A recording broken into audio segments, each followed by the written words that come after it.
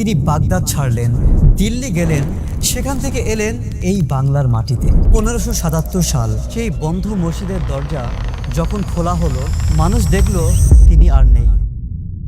আচ্ছা বলুন তো, একজন মানুষ যদি রাজপুত্র হয়, বাবা যদি হয় বাগদাদের বাদশাহ, আর শিরা যদি হযরত আলী রাদিয়াল্লাহু তাআলা আনহুর বংশে রক্ত প্রবাহিত হয়, তাহলে সেই মানুষটা কেমন হবে?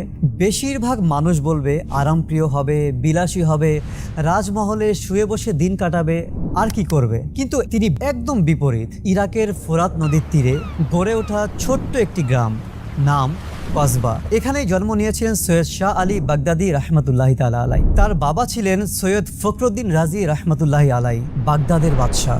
মানে সহজ কথায় বলতে গেলে তার জন্মই হয়েছিল সোনার চামচ মুখে নিয়ে। কিন্তু সোনার চামচ তাকে আটকাতে পারেনি, কেননা তার হৃদয়ে একটাই চিন্তা ছিল, কিভাবে আল্লাহর পথে মানুষদেরকে নিয়ে আসা যায়। তিনি বাগদাদ ছাড়লেন, দিল্লি গেলেন, সেখান থেকে এলেন এই বাংলার মাটিতে। শুধু একটাই উদ্দেশ্য, যে মানুষগুলো আল্লাহকে চেনে না তাদের কাছে আল্লাহর পয়গাম পৌঁছে দেওয়া। এবার আসি সবচেয়ে অবাক করা বিষয়ে। জীবনের একদম শেষ সময়ে তিনি গেলেন একটা জরাজীর্ণ মসজিদে, দরজা বন্ধ করলেন, বাইরের দুনিয়া থেকে নিজেকে আলাদা করে নিলেন, আর শুরু করলেন মুরাকাবা, গভীর ইবাদত। একদিন না, 2 দিন না, পুরো 40টা দিন। 1577 সাল সেই বন্ধ মসজিদের দরজা যখন খোলা হলো, মানুষ দেখলো তিনি আর নেই। আল্লাহর বান্দা তারই নিকট চলে গেলেন ইবাদত ও রিয়াজতের মাধ্যমে। যেভাবে জীবদ্দশায় বেঁচে ছিলেন, ঠিক সেভাবেই বিদায় নিলেন।